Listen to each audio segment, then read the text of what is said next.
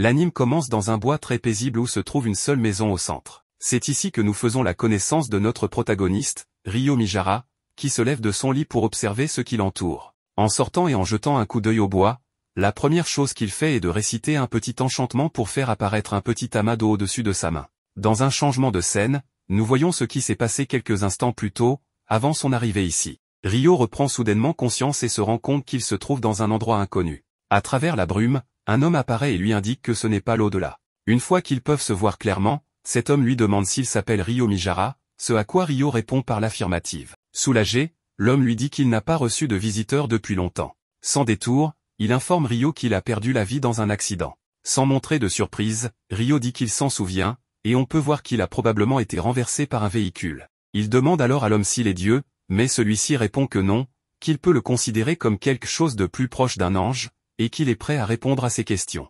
Ryo décide de l'appeler Michael et lui dit qu'il est conscient qu'il va réincarner. Il veut savoir ce qu'il doit faire maintenant qu'il va revivre. Michael lui répond de vivre sa vie comme il l'entend, qu'on ne lui a pas assigné de mission particulière ni d'objectif précis. Cela fait réfléchir Ryo, et après quelques secondes, il exprime son souhait d'avoir une vie paisible et tranquille. En réponse, Michael lui indique qu'il va réincarner dans un monde avec de la magie, appelé Phi. Dans ce monde, une personne sur 5 a la capacité d'utiliser la magie, et l'attribut de Ryo sera l'eau. Comme il souhaite une vie paisible, il réincarnera dans la forêt de Rondo, où une maison et de la nourriture pour 2 mois lui seront fournis. On voit Ryo inspecter le garde-manger, qui est gelé, ce qui lui fait penser que cet état est maintenu par la magie. Michael l'informe également que les monstres ne pourront pas s'approcher de sa maison grâce à une sorte de barrière protectrice. Ryo remarque que l'accident a dû être grave pour qu'on lui offre toutes ces commodités. De retour dans le présent, Ryo commence à expérimenter la magie pour la première fois. En s'entraînant, il découvre qu'il n'est pas nécessaire de parler pour créer de la magie,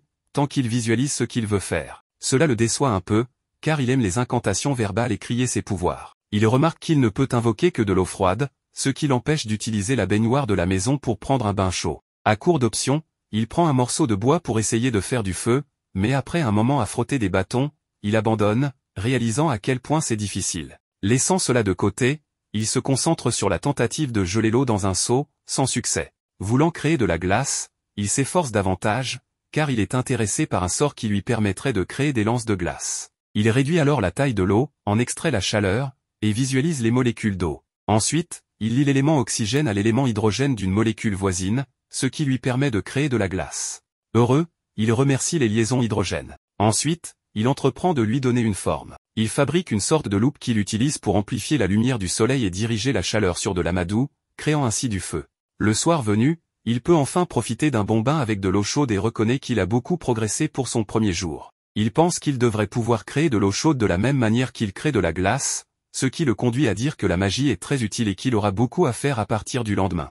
En se réveillant, il mange un peu de viande et se rappelle que Michael lui a laissé de la nourriture pour 2 mois, ce qui signifie qu'il devra chasser une fois les réserves épuisées. Comme la forêt n'est pas protégée par la barrière, il suppose qu'il y a des monstres à l'extérieur, mais il sait qu'il ne peut pas s'y aventurer avec un simple couteau, il a besoin de magie d'attaque. La nuit, il ne peut pas non plus cuisiner. Sans perdre de temps, il sort pour pratiquer sa magie, la balle d'eau, et s'enthousiasme du succès de son premier sort d'attaque, bien qu'il remarque qu'il manque de puissance.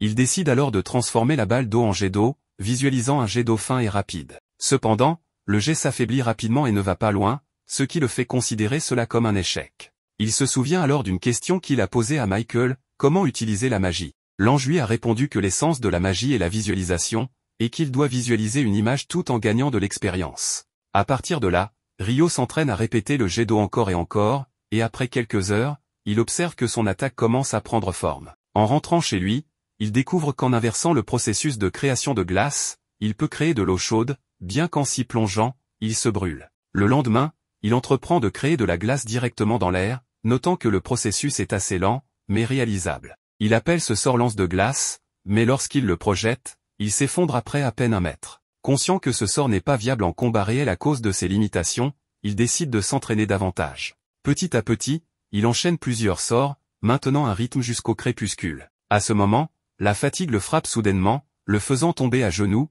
et il sent qu'il va s'évanouir, ce qui lui fait penser qu'il a épuisé son mana. Cette nuit-là, il réalise une chose importante, il doit allumer le feu pendant la journée, car son seul moyen repose sur la lumière du soleil. En d'autres termes, il se retrouve sans dîner, incapable de cuisiner. Le lendemain, il reprend l'entraînement de sa magie, et il continue ainsi les jours suivants. Après un certain temps, il voit les fruits de ses efforts, il peut désormais créer la lance de glace instantanément, bien qu'il ne parcourt toujours pas une grande distance.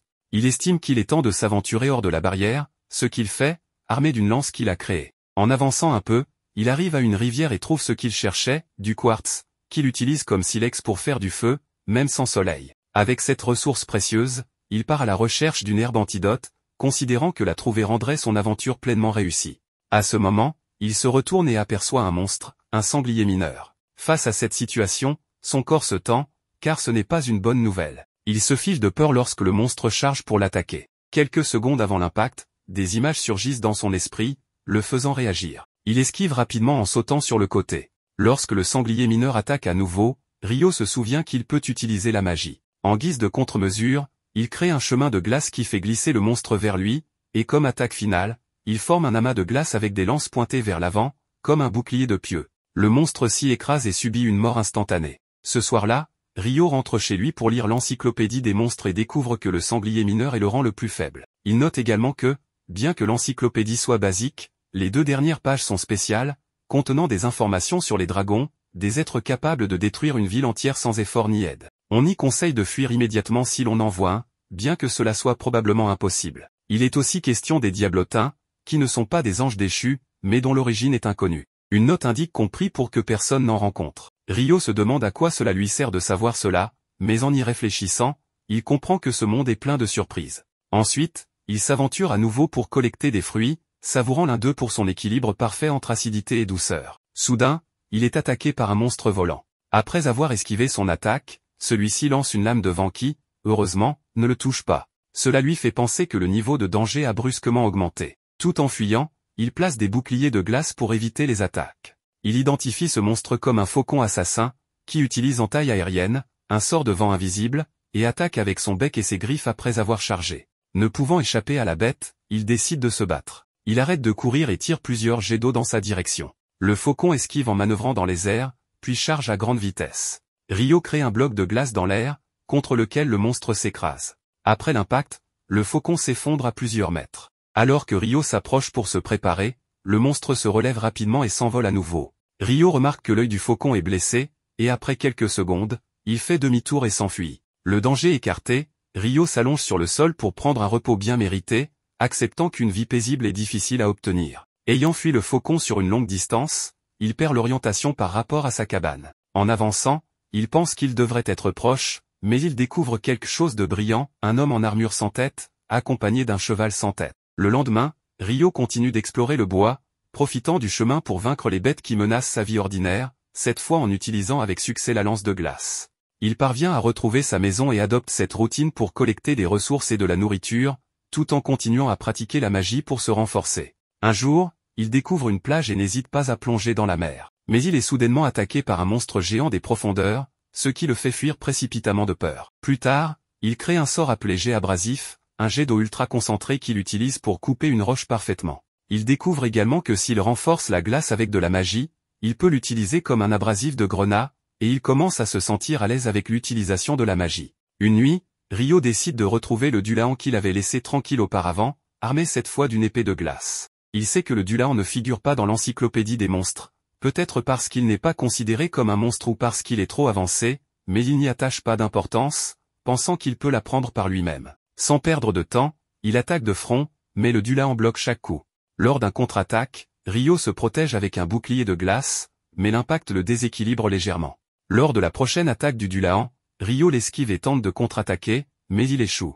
Cela permet au Dulahan de le frapper sur le côté. Bien que Ryo se protège, l'impact est assez fort pour le faire tomber. Il accepte qu'il est incapable de vaincre cet ennemi, mais comme il n'est pas mort, il pense que cela vaut la peine de revenir chaque nuit. Il a l'impression que le Dulahan essaie de l'entraîner. À ce moment, le Dulahan crée une épée d'eau à partir de son arme, qu'il transforme ensuite en glace avec précision. Il s'approche de Ryo pour la lui remettre, mais son arme redevient normale après cela. Ryo suppose que le Dulahan veut qu'il apprenne à l'utiliser. En prenant l'arme, le Dulahan retourne dans l'eau et s'en va. Plus tard, en explorant le bois, Ryo rencontre un monstre volant et pense un instant qu'il s'agit du faucon de la fois précédente à cause de la cicatrice sur son œil, mais il doute car son apparence est différente. En l'analysant, il suppose qu'il a évolué. Quelques secondes plus tard, le monstre lui lance une attaque à longue portée, confirmant qu'il s'agit bien du même. Ryo utilise rapidement un mur de glace à 5 couches, mais en voyant sa barrière détruite par cette simple attaque, il court dans différentes directions pour compliquer les tirs du monstre. Il continue ainsi, contre-attaquant même avec son lance de glace, que le faucon esquive sans problème. Le monstre utilise alors un sort qui détruit instantanément son mur de glace, faisant croire à Ryo qu'il peut neutraliser la magie. À ce moment, il voit le faucon immobile dans l'air et se prépare, pensant qu'il va agir. Mais un éclair s'abat sur lui, qu'il esquive en sautant sur le côté, perdant malheureusement sa lance. Le faucon charge vers lui avec ses griffes, et Ryo réagit en dégainant son épée, à laquelle il ajoute un tranchant de glace. Il bloque l'attaque avec fermeté, sans répit. Le faucon continue de l'attaquer, mais Ryo parvient à bloquer ses griffes et ses projectiles avec son épée seule. À un moment, le monstre prend de la distance pour gagner de la vitesse et charger. En se préparant et en se concentrant, Ryo parvient à planter l'épée dans son corps dès qu'il s'approche. Une fois le faucon à terre, Ryo comprend son ressentiment, car c'est lui qui lui a blessé l'œil. Il lui dit qu'il a beaucoup progressé grâce à leur rencontre, ayant anticipé une nouvelle attaque et s'étant renforcé pour cela. Il comprend aussi que le faucon a évolué pour se venger. Par respect pour son orgueil, Ryo décide de lui porter le coup de grâce en retirant l'épée de sa blessure, ce qui suffit. On voit alors un dragon survoler ce même bois. Alors que Ryo rentre chez lui calmement, il est choqué lorsque cet être puissant atterrit devant lui. À sa grande surprise, le dragon lui parle par télépathie, disant qu'il n'était pas sûr de pouvoir le faire après si longtemps sans utiliser ce pouvoir. Il lui demande s'il n'a pas vu un oiseau évoluer à partir d'un faucon assassin. Ryo répond que oui et s'excuse s'il s'agissait d'un de ses vassaux, car il vient de le tuer. Le dragon le félicite pour cet exploit et remarque que ce qu'il porte à la ceinture est assez inhabituel. Lorsque Ryo lui montre, le dragon lui indique qu'il s'agit de l'épée du roi des fées, ce qui signifie que s'il la lui a donnée, c'est qu'il l'apprécie vraiment. Ryo profite de l'occasion pour poser quelques questions, et plus tard, le dragon lui annonce qu'il doit partir, mais avant, il lui révèle son nom, Lewin. Ryo se présente également. Dans un changement de scène, nous voyons Michael, l'ange, qui remarque que Ryo possède un attribut caché, ce qu'il n'avait pas anticipé, car il n'en avait pas vu depuis la première femme qu'il a réincarnée, il y a 10 000 ans. Il révèle alors que l'attribut caché de Ryo est la jeunesse éternelle.